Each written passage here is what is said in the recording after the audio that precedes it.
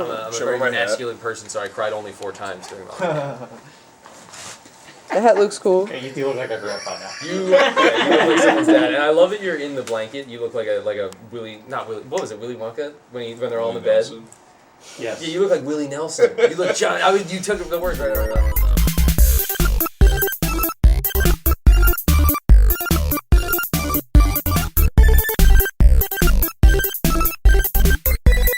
Hi, I'm Crush Pink, and behind the camera is Isabella, and I'm here with 2 rockers who love rocking the Rocker Show. The Rocker Show.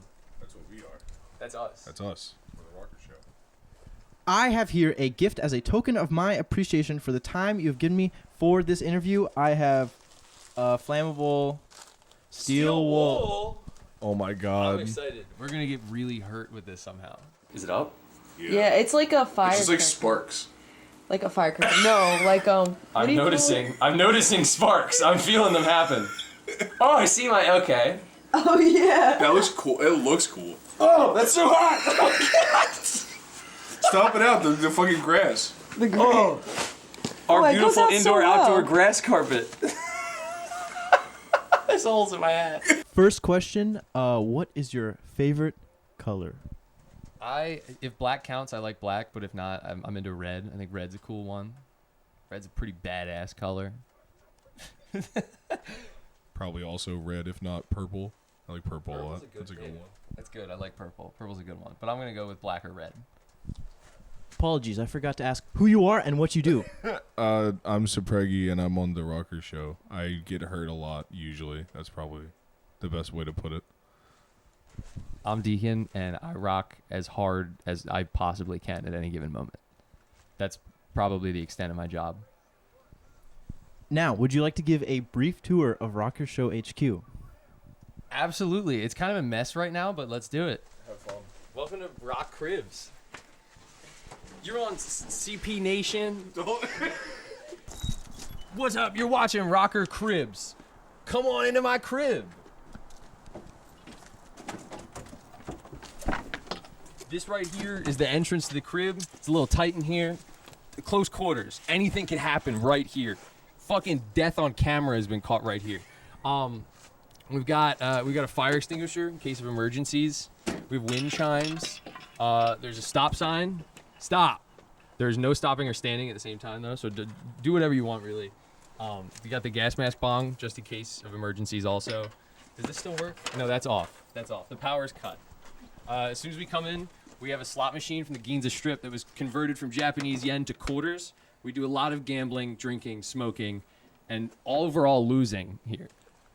Here's our wall of knickknacks. There's just a lot of bad stuff going on here.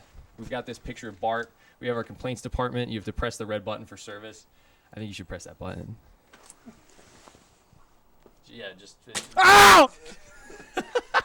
What's your complaint? And then... What's the complaint? Yeah, he's our complaint department.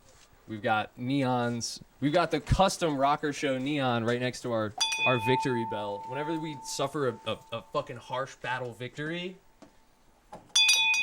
that gets rung. If you look over there, there's the couch.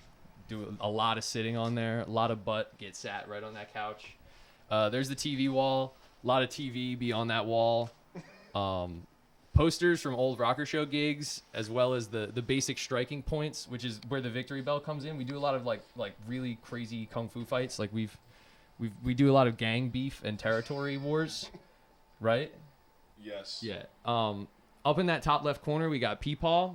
How about the jersey? Yeah, there's Peepaw. There's Cepregi's jersey from when we did a show at Guitar Wolf.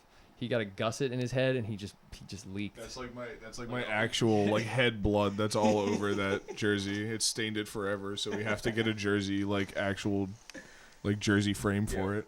Once we get the jersey frame though, he's gonna be up there with probably like Michael Jordan or like LeBron, Kurt Cobain, other sports players. There's the bar. There's hella drinking going on. Yeah, there's the stage. We filmed plenty of bands over there. We just redid the stage recently. I say we, but I did none of it. He did. I did all of it. Actually, yeah, it hurt really bad in my hands. A lot of labor going down. many famous artists over there, like Jimmy Brown. Kurt Cobain, Michael Jackson, Michael Jordan, other artists. It's Jimmy Brown. Jimmy Brown. Jimmy Brown was right there. Jimmy Brown's a great guy. He's only 19, but he's really making strides in the pop industry. What else do we have to show? Really, there's Party Bot over there. He's like a partying. Yeah, he mans the board. He's a partying robot. And that picture right up there next to Cepregi and the fake IDs on that board.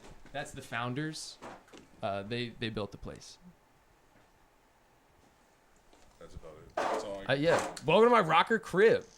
This is where I rock. This is where I roll and other stuff. Yeah, I don't really like it that much. It's fine. It's cool. We can get comfortable now and continue with the interview back on the couch. I hate you. No, you don't. No, you don't. He doesn't mean that. He doesn't mean that shit at all. Do you think the Rocker Show would look good on a resume? And if so, do you put it on your resume? I did one time in a project section to be like, oh, like I work on like a video project, but I didn't name it because I didn't want them to look it up and be like, nah, he's not working here. Have you ever put it on a resume?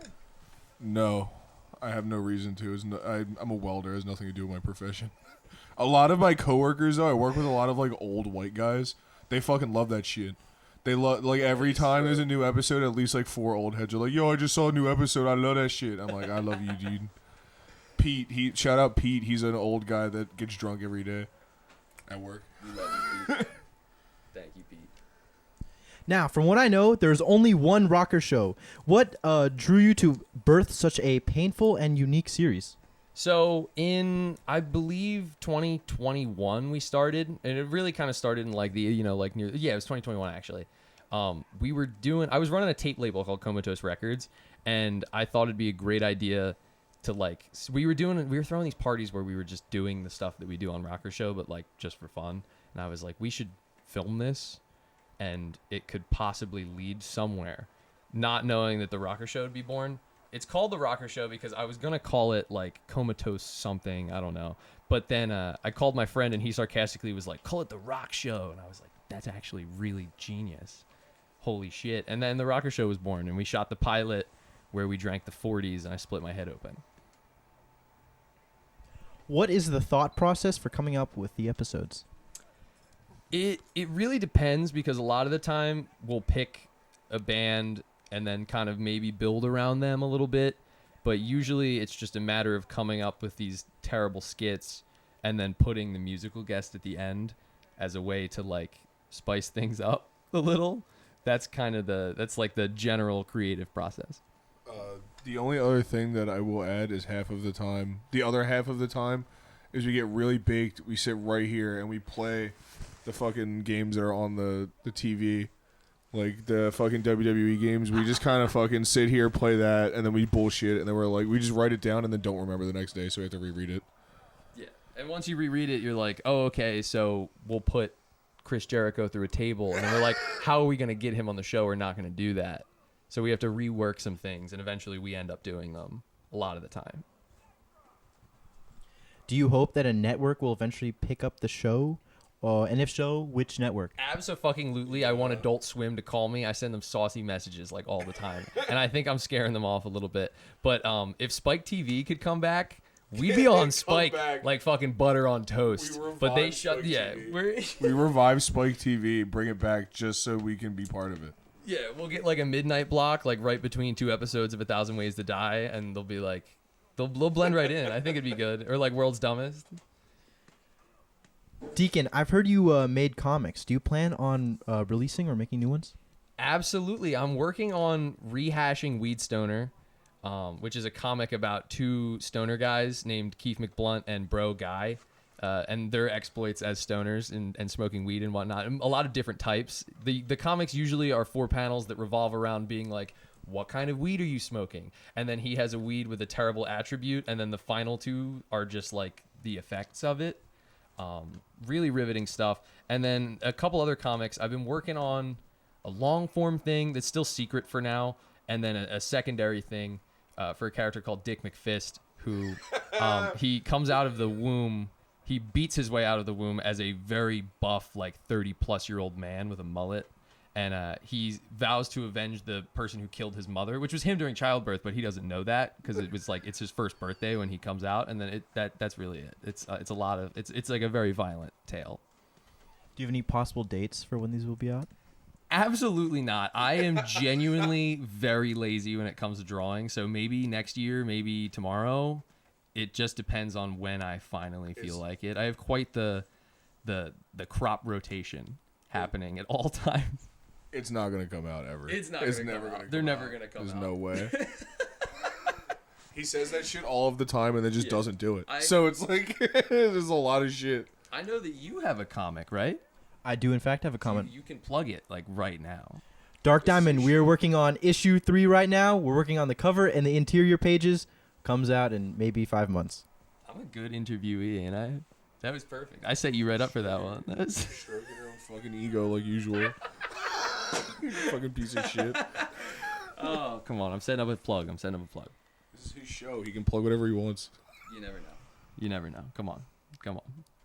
What TF2 class did you guys main? Scout. Always scout. Come on. Spy. I like being sneaky. That shit's fun.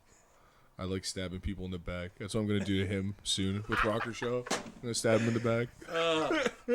That's not true. That was a good one. That's a deep cut. Yeah.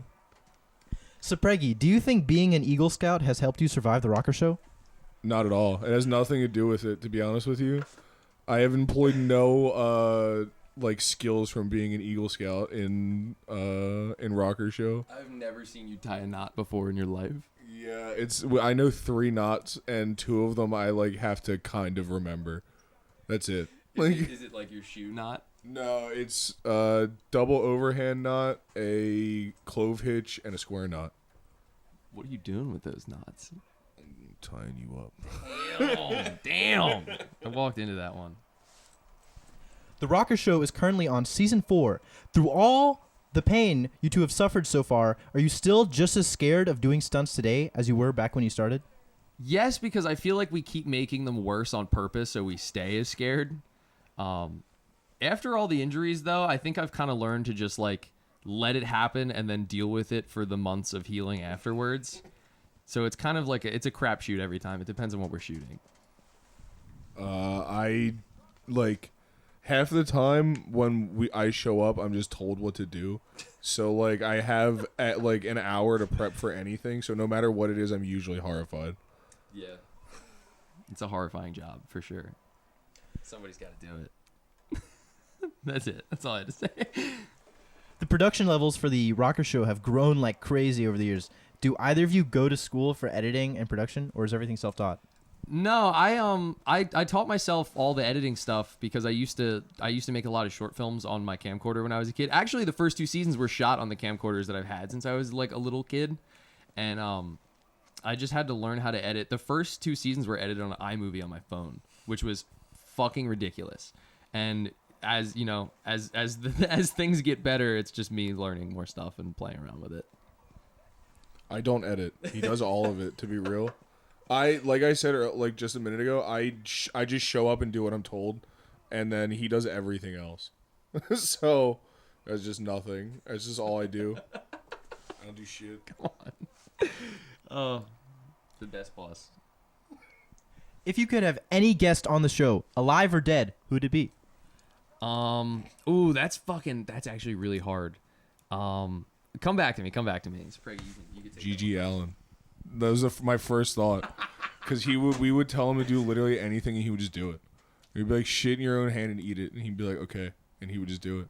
I don't think he would do it if you told him to, though. He'd probably show up like ready to do that. But if you told him, he'd probably do the opposite. Well, I don't know. I would tell him it, and then as he would get slowly hammered, I would keep like suggesting it. And he would just be like, no. And then after so long, it would be implanted in his brain, in his monkey brain, to just do it. Gigi's a good answer. I would probably say we could probably get the Iron Sheik on an episode. I think he'd be pretty entertaining. He recently passed. Or maybe if we're talking musical guests, we could get maybe we could get like somebody. I don't know. I really can't think of one. Is that bad? If I had one, that's like if it was a musical talent thing, but if it was just a person, probably Rob Van Dam.